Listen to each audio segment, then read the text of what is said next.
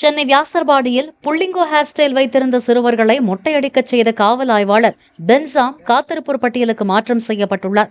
Auto கண்ணாடிகள் உடைக்கப்பட்ட புகார் தொடர்பாக விசாரிக்கச் சென்ற போலீசார் சந்தேகத்துக்கிடமாக நின்று கொண்டிருந்த 17 வயது சிறுவர்கள் 4 பேரை காவல் நிலையம் அழைத்துச் சென்றுள்ளனர்.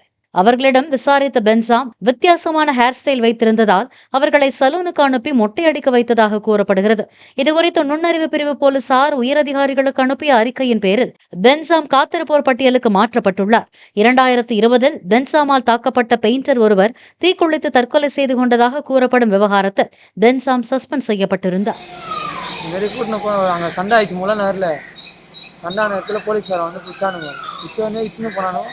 அடினா அடிச்சாங்க, அடிச்சு மொட்டைலாம் அடிச்சு விட்டாங்க. ஒரு 8 பேருக்கு அடிச்சு விட்டாங்க. 8 பசங்க அடிச்சு விட்டாங்க. காதெல்லாம் ஃபுல்லா அடியா? ஆமா, காதெல்லாம் அடி. நான் வண்டிலாம் மாட்டினுக்குது, கையில அடிபட்டுச்சு. எல்லாருக்குமே நல்ல பலம். எல்லாருக்கும் அடிச்சாங்க. எல்லா பசங்களையும் மொட்டைச்சாரா? ஆமா, எல்லா பசங்களும் மொட்டைச்சு.